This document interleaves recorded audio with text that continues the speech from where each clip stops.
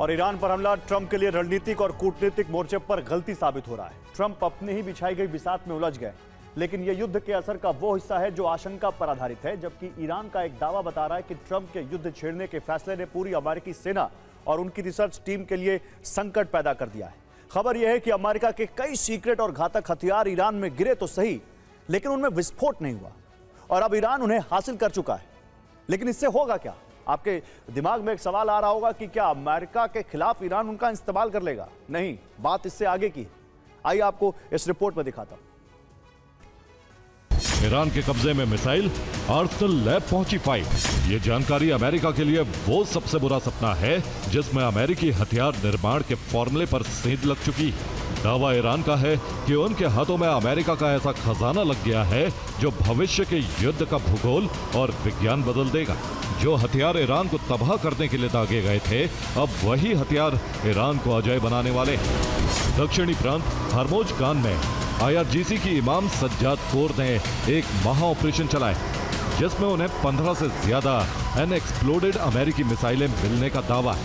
और ये कोई आम रॉकेट नहीं थे, बल्कि ये GBU और BLU सीरीज की वो एडवांस क्रूज मिसाइलें और ड्रोन्स थे जो अपने टारगेट को भस्म करने के लिए डिजाइन किए गए थे।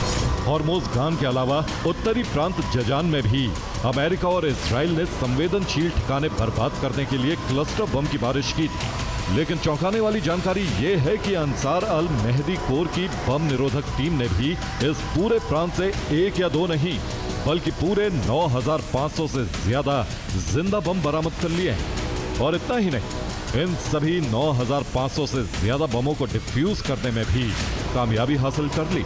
यह हथियार है मॉन्स्टर GBU 57 MOP, यानी अमेरिका का सबसे शक्तिशाली बंकर बस्टर बम। तो ईरान के बंकर बस्टर बम क्या है, पहले से जान लीजिए।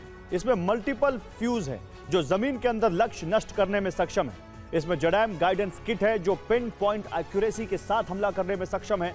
इसका मजबूत स्टील आवरण जमीन भेदने और बड़े विस्फोट में मददगार है। और सबसे खास बात यह है कि इसका विस्फोटक सुरक्षित है, यानी PBXN 109 आग या गोली लगने पर सुरक्षित रहता है। इस बम का इस्तेमाल ईरान अपनी ढाल बनाने के लिए कर सकता है। इस बम के अनुसार ही अब न्यूक्लियर केंद्रों का सरफेस तैयार करेगा। ये इतना मजबूत होगा कि कंक्रीट और आयरन की लेयर में ही बम फंस जाएगा और 1000 मीटर की गहराई में न्यूक्लियर केंद्र सुरक्षित रहेगा। यूरेनियम संवर्धन हॉल का काम प्रभावित नहीं होगा। इतना बड़ा बम गिरने के बावजूद वेंटिलेशन शाफ्ट पर सामान्य काम करेंगे। और सबसे अहम बात यह है कि मुख्य हॉल में रखा संवर्धित यूरेनियम उसको कोई नुकसान नहीं पहुंचेगा। रिवर्स इंजीनियरिंग फॉर्मूला, ईरान लेगा घातक बदला। ईरान ये जान जाएगा कि GBU 57 बंकर बस्टर कितनी गहराई तक धंस सकता है, कितनी तरह की धातुओं को काटकर अंदर विस्फोट कर सकता है। इसलिए न्यूक्लियर ठिकानों का डिफेंस मैकेनिज्म भी उसी आधार पर मजबूत कर लेगा। इसके अलावा ईरान खुद इस तकनीक का इस्तेमाल कर बंकर बस्टर बम भी बना लेगा, जिससे मिडिल ईस्ट में अमेरिकी और इजराइल के अंडरग्राउंड बेस तबाह किए जाएंगे। दरअसल ईरान गुप्त रक्षा करार के तहत चीन से HQ-16 मिसाइल बैटरियां हासिल करता है। चीन HQ-17A मिसाइल बैटरियां भी सप्लाई करता है। ईरान खुद ड्रोन बनाता है, लेकिन उसके कंपोनेंट्स चीन से हासिल करता है। कुछ रेडी टू यूज आत्मघाती ड्रोन भी ईरान को मिलते हैं। हाइपरसोनिक मिसाइल तकनीक भी चीन से ही ईरान ने हासिल की है और इन मिसाइलों के लिए केमिकल चीन ही सप्लाई करता है। इनके अलावा इलेक्ट्रॉनिक वॉरफेयर और रडार सिस्टम भी ईरान हासिल करता है। इसके बदले में ईरान चीन को ऑयल देता है।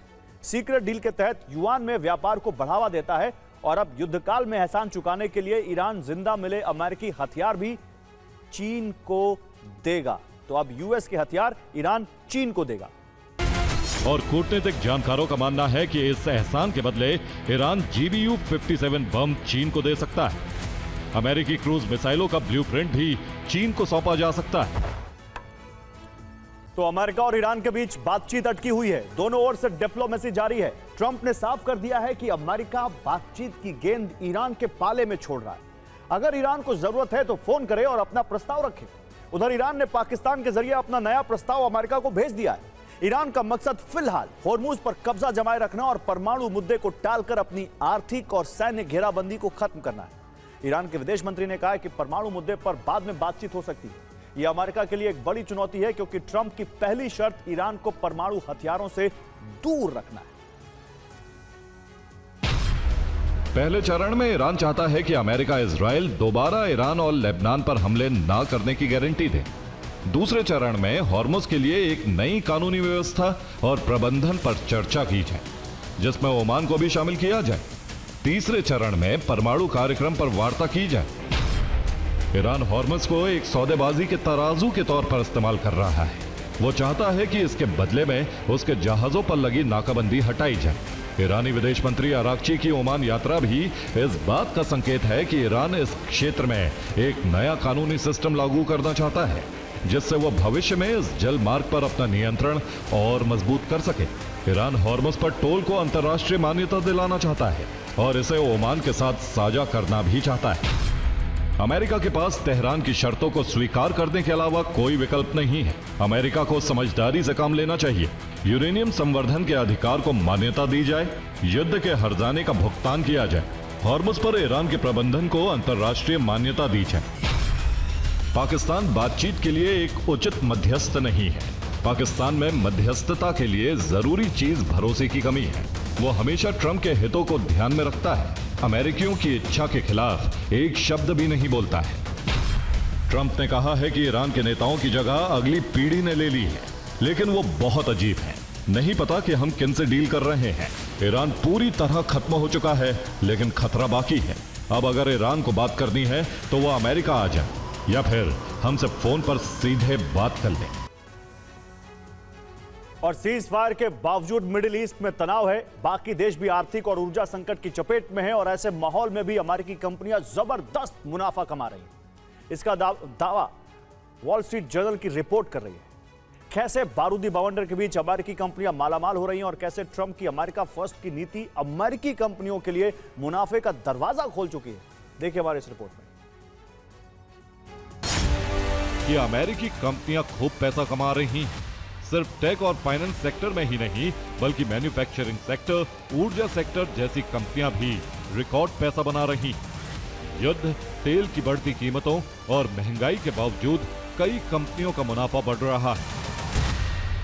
यंग ट्रंप का ऑर्डर, यूएस कंपनियों ने छापे डॉलर। लॉकहीड मार्टिन जो F-35 जेवलिन मिसाइल बनाती, उसे पेंटागन ने $30 बिलियन के इमरजेंसी ऑर्डर दी। पेट्रियट और Tomahawk missile manufacturing company Raytheon को $4.2 बिलियन का फायदा हुआ। जनरल डायनेमिक्स कंपनी ने यूक्रेन और इजराइल को अब्राम्स टैंक गोले सप्लाई की, जिसको $95 बिलियन का ऑर्डर मिला। ईरान पर स्ट्राइक में इस्तेमाल होने वाले B-21 बॉम्बर ड्रोन के भारी इस्तेमाल से नॉर्थरोप ग्रूमैन कंपनी के शेयर ऑल टाइम हाई पर रहे। 2023 से 2026 के साल में अमेरिका की बड़ी हथियार कंपनी रायथियन का मुनाफा 110% था। नॉर्थरोप का जंग से 60% का फायदा हुआ। इसी के साथ जनरल डायनेमिक्स को 57% और लॉकहीड मार्टिन ने 37% प्रॉफिट कमाया, जबकि बोइंग कंपनी को 5% से ज्यादा की बढ़त मिली। हॉर्मुज संकट, एनर्जी कंपनियों को अवसर। आंकड़ों के मुताबिक natural gas company Exxon Mobil को साल 2026 में $42 बिलियन का प्रॉफिट हुआ। शेवरॉन एनर्जी मैन्युफैक्चरिंग ने वेनेजुएला में 28 बिलियन का मुनाफा कमाया। शेवरॉन वेनेजुएला में इकलौती अमेरिकी कंपनी है। LNG उत्पादक शिनियर एनर्जी को लगभग $7 बिलियन का फायदा हुआ।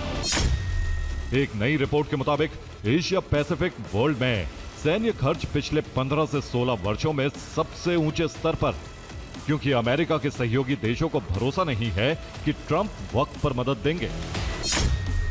2025-2026 में एशिया पैसिफिक देशों में जापान ने रक्षा बजट में करीब 15 से 20% की बढ़ोतरी की।